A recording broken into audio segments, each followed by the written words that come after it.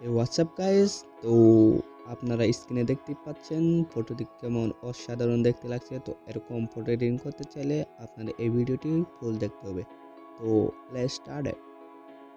সর্বপ্রথমে আপনার ফটোটি লাইটরুমে শেয়ার করে নেবেন, তারপরে এই প্রিসেটটি থ্রি ডটে ক্লিক করে কপি সেটিং করে নেবেন।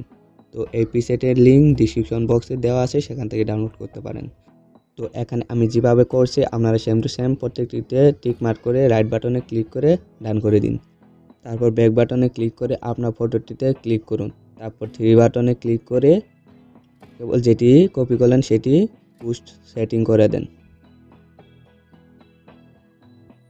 পুশ সেটিং করা হয়ে গেলে তারপর ইফেক্ট বাটনে ক্লিক করে বিগনেটকেও -36 করে দেন। তারপর শেয়ার বাটনে ক্লিক করে শেয়ার টুতে ক্লিক করে ফটোটি আপনার পিকচার অ্যাপসে শেয়ার করে নিন।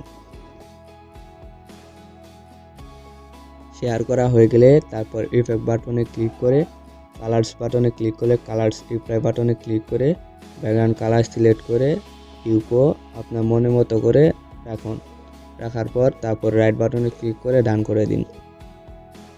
ডান করা হয়ে গেলে তারপর অ্যাড ফটোতে ক্লিক করে গ্লোয়িং লাইট প্রজাপতি আর পিএনজি অ্যাড করে নিব। তো সব কিছুর লিঙ্ক ডিসক্রিপশন বক্সে দেওয়া আছে, সেখান থেকে ডাউনলোড করতে পারেন।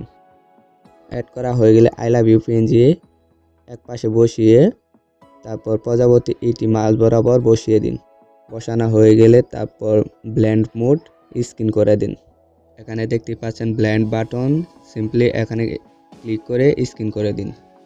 স্ক্রিন করা হয়ে গেলে তারপর অ্যাডজাস্ট বাটনে ক্লিক করে কন্ট্রাস্টকে প্লাস করে দিন।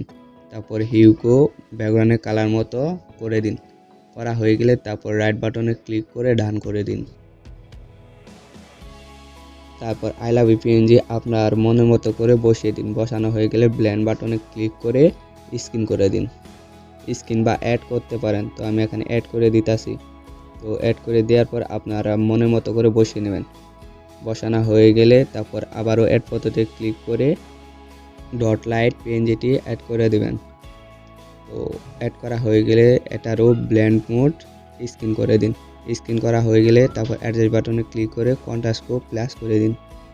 তারপর রাইট বাটনে ক্লিক করে ইরেজ বাটনে ক্লিক করে আপনার ফেসের ওপর থেকে ডট বাটনগুলো ইরেজ করে দিবেন।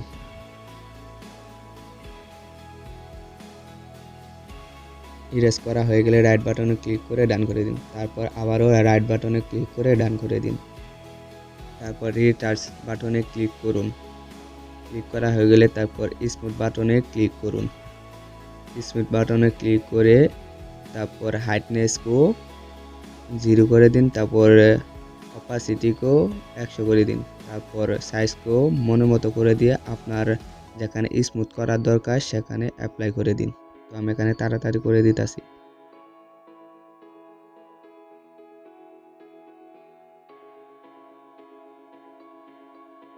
স্মুথ করা হয়ে গেলে তারপর রাইট বাটনে ক্লিক করুন। তারপর আবারও রাইট বাটনে ক্লিক করুন। তো এখানে আমাদের ফটোটি এডিটিং করা কমপ্লিট। তো এরকম আরও অসাধারণ ফটো এডিটিং শিখতে চাইলে আমাদের চ্যানেলটি অবশ্যই সাবস্ক্রাইব করে রাখবেন।